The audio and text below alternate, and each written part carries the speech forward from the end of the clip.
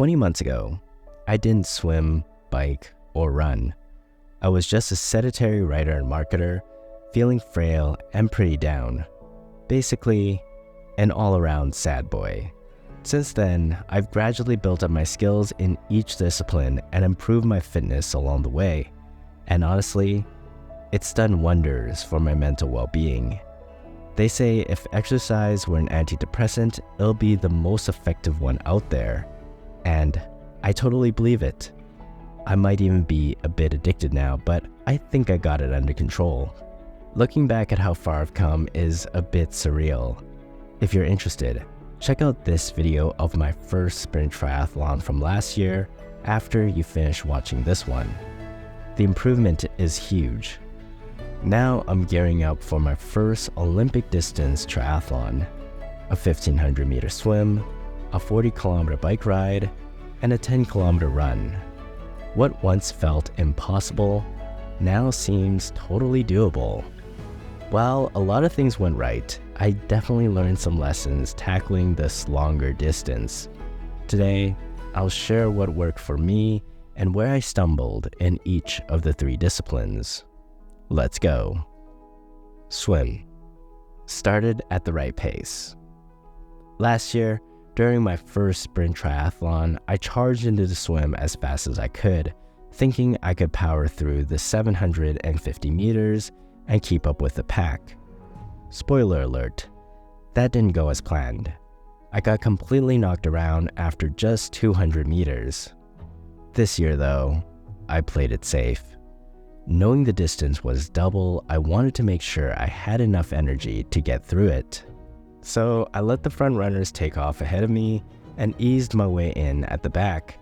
I even took a moment to wave goodbye to my wife before diving in.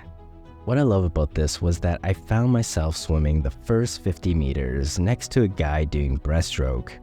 That was a game changer for me because I definitely felt a few jolts of panic throughout the course. But all I had to do was slow down my stroke rate and focus on my breathing. In about 10 to 20 seconds, I was able to chill out, enjoy the splash of the salt water, and just steadily make my way through it. The sun got in my eye. Here's the bad news about the swim, which definitely made me glad I was taking it slow.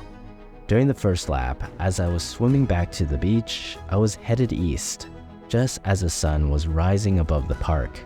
That meant I was basically swimming into the sun for the whole 300 meters back in. You can probably guess how that turned out.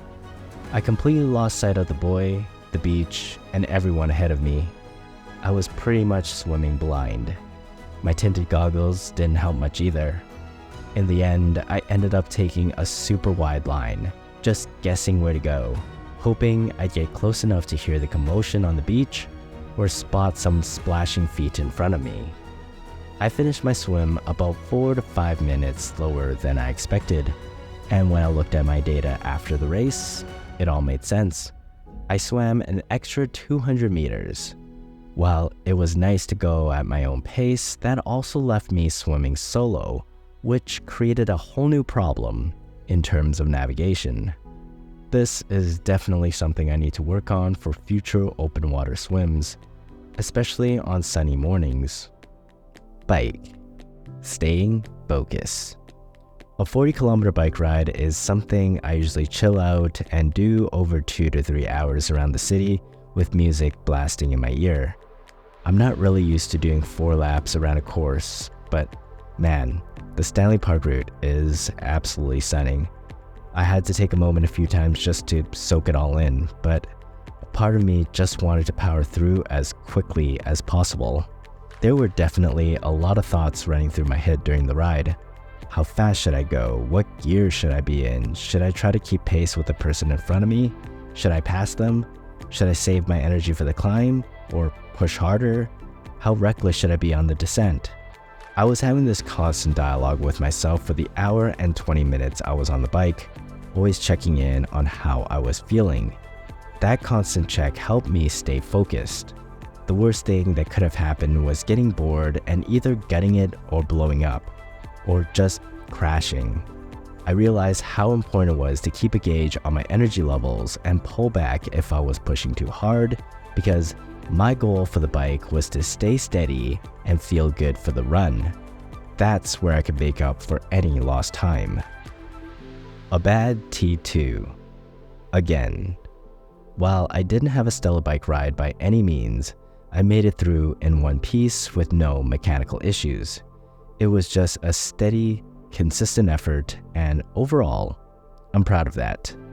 But what I wasn't proud of was everything that happened once I got off the bike and hit T2. Transition 2 was a total mess. I got super disoriented, caught in some congested traffic on the way in, and I ended up fiddling with my watch for way too long while trying to keep moving. Oh man, it was definitely amateur hour. To make matters worse, once I got into transition, I completely lost track of where I was supposed to rack my bike. I stood in another aisle for like 10-15 seconds just searching for my towel. It turned out to be another row down, and it was pretty embarrassing. Thank goodness my wife was still walking over, so there's no footage of me looking like John Travolta in Pulp Fiction. Except this one. The thing is, I got so used to seeing the rack from the opposite side, the side I exited to the bike course, that I never familiarized myself with the other side, the side I came in from after the bike. That was honestly just a huge oversight, and it really rattled me. Instead of feeling good about heading into my run, I was all discombobulated and had to take a moment to refocus. T2 has always been tough for me. I don't know what it is. Run. Nutrition and cramping. My goal was to run a 5-minute kilometer for the 10K. I started out strong, but within the first 100 meters, I realized I wouldn't be able to keep it up. Almost immediately, I felt like my quads were about to cramp up. Usually when I run off the bike, the first kilometer is the painful part, but it passes. This time though, it didn't pass. I was on the verge of cramping the whole time, which meant that if I even tried to speed up, I'd really feel it, so I rode that fine line for the entire run. Instead of feeling like I'm conquering the run, I had to stick to a much slower pace, about 30 seconds slower than I wanted. It was super frustrating and honestly, the most disappointing part of the whole race. My strategy was to feel good during the run, and I definitely didn't. My marathoner wife, who's been through every running experience you could think of, suggested that my crampy legs were likely due to not having enough nutrition and not enough calories to fuel my run. I had one goo at the start of the swim, another at the start of the bike, a full bottle of Gatorade on the ride, and 2 more goos during the run, but that didn't seem like enough. It's definitely something I need to experiment with in the future. Enough to finish strong. Nevertheless, what went right was that I finished strong. I remember having enough energy to pass 2 more runners on my way to the finish line, which was exactly what I needed. There was an uphill stretch right before the end that felt like the most torturous part of the whole course. I really picked it up there because I didn't want to hold back. In the last kilometer, I hit the pace I had been aiming for, and it absolutely finished me off. I left it all out there and crossed the line with a time of 3 hours, 8 minutes, and 18 seconds. Taking everything into account, I think that's a pretty respectable time for me. It reflects where I am in terms of fitness, skill, and experience. I can't do another triathlon without feeling accomplished for having completed this one, especially since I didn't think I could do it 20 months ago. While I finished this race strong, it's definitely not the end. Reflecting on this experience, I've come up with tons of ideas for tweaks I can make to improve, and it goes beyond just training and getting fitter. This Olympic distance triathlon was harder than all 3 sprint triathlons I did combined, but having the base fitness in each discipline gave me the confidence to know that anything is possible now. I have proof that I could do this, and maybe even more.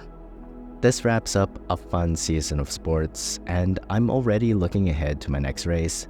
I've got a couple in mind for 2025. Right now, my goal is to use triathlons as a way to get outside, stay in shape, and explore new towns and cities, starting in my province and then going further. Which race will I sign up for next? We'll have to wait a bit, but I'm sure I'll figure it out soon. Hit subscribe so you can follow along.